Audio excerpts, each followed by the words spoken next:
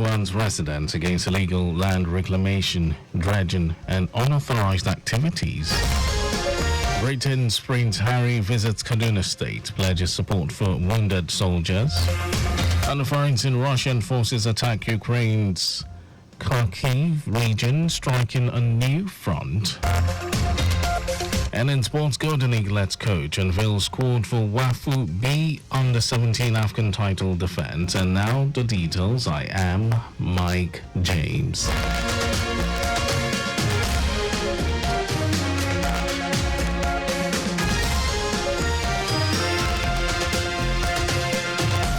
The Legacy government has warned residents against illegal land reclamation, dredging, and other unauthorized activities on its waterways, vowing to apprehend and prosecute individuals, groups found wanting.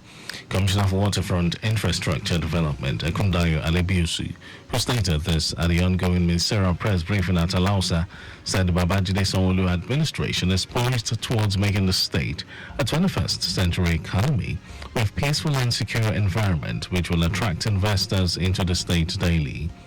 Alebiusu hinted that in the last 1 year, the ministry had embarked on construction of 13 new concrete jetties in Badagry, Agboiketu, Ekpe, Takwa Bay, others.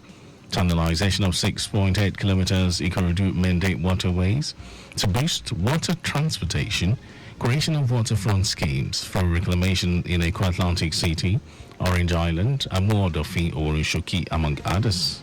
We're formulating different policies to address quite a number of issues that are at hand. But it is important when we grant dredging permits, when the governor grants dredging permits, it's important to have an idea of the amount of sand that is being dredged. The issue is really not in dredging per se.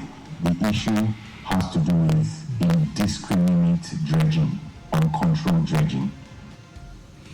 Alebiusu also said, among other interventions, the ministry also commenced the deployment of drones to capture the boundaries and adjoining details of waterfront and private sector schemes to produce images for geospatial information.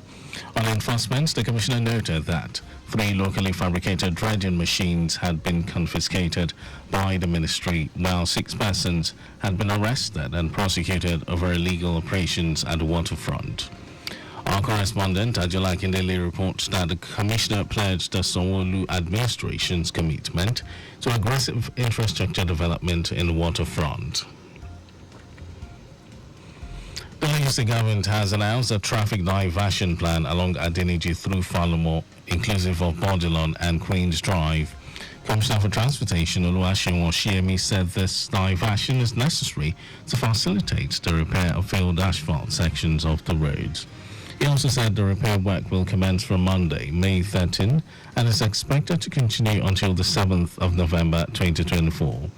Oshiemi noted that to mitigate the traffic implications, the repair works will be conducted in phases. Phase 1 will focus on a stretch from Glover Road Junction on Alfred Wani Road to Falomo Roundabout, starting from Monday, May 13, during which the portion of the road from Glover Junction to Falomo Roundabout will be closed to traffic. The commissioner said for the period of the first phase repair works, motorists on Alfred Wani Road heading towards Falomo Roundabout will turn left at Glover Road Junction onto Thompson Avenue to access Falomo Bridge through Bodilon Road and continue their journeys. Falomo Roundabout heading towards mainland will be open to traffic. And the federal government says the Kano-Daura rail projects will be completed by 2025. Minister of Transportation Said Al-Khali gave the assurance in Abuja, saying the project is one of the priority projects of the ministry to be actualized at stipulated time. Al-Khali said the project, when completed, will enable the transportation of raw materials over long distances and moving passengers and freight. He added that Daura to Maradi will be ready in 2026, while Dusai to Kano will also be completed in 2026. The Minister of Works, David Umahi, says he is ready to face the House of Representatives probe over the controversy surrounding the 15 trillion naira Lagos-Calabar Coastal Highway Road project. Umahi reveals plans to ensure the exercise is televised live for all Nigerians to see. The minister also says that there is nothing to hide about the project, stating that he and the Ministry of Works followed due process and obtained the necessary approvals and documentations for the project to commence. It declares untrue the claim that the loan obtained to complete the project did not follow due process. And now to the rest of the stories.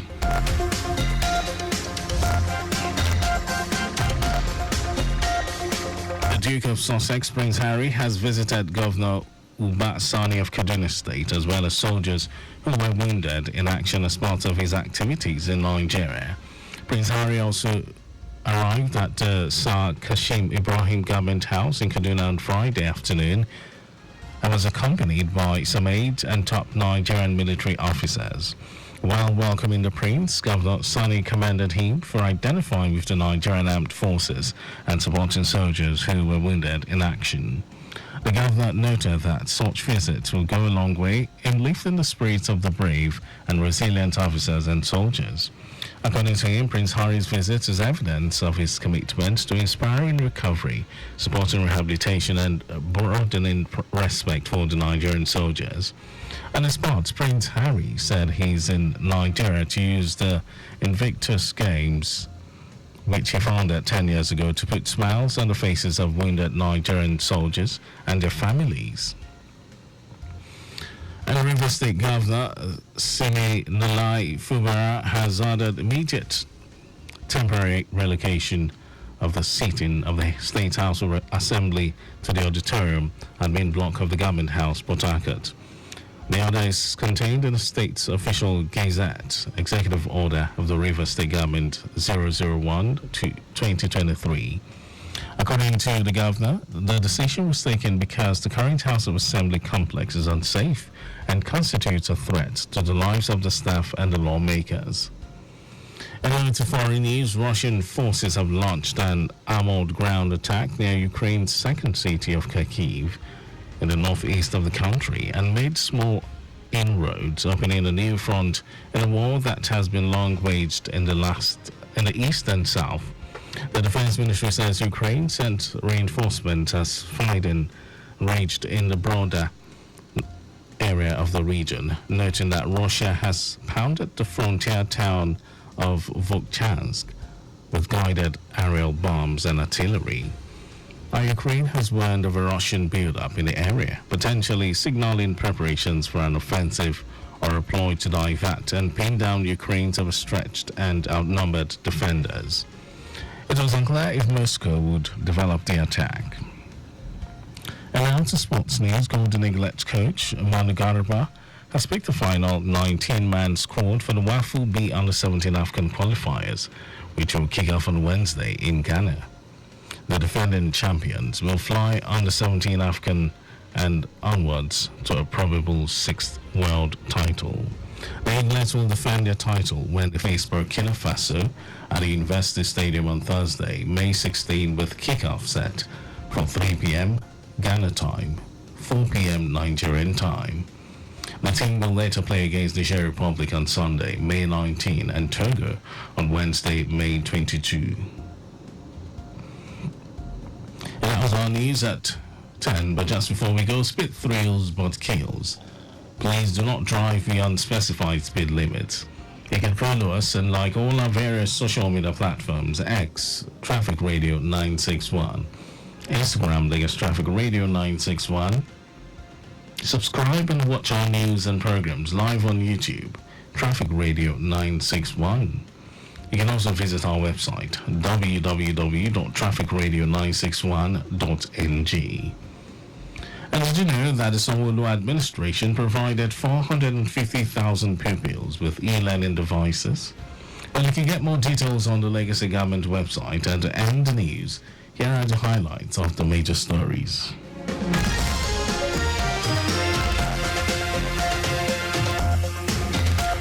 The Lagos State government has warned residents against illegal land reclamation, dredging and other unauthorized activities on its waterways, vowing to apprehend and prosecute individuals, groups found wanting. The Duke of Sussex, Prince Harry, has visited Governor Batsani of Kaduna State, as well as soldiers who were wounded in action as part of his activities in Nigeria. We also told you that Russian forces have launched an armored ground attack near Ukraine's second city of Kharkiv in the northeast of the country and made small inroads, opening a new front in a war that has long been waged in the east and south. And for contacts with the newsroom, send a message to info@trafficradio961.ng. And that ends the news broadcast compiled by Adirayodu Olaya. Thank you for listening. My name is Mike James. Good morning.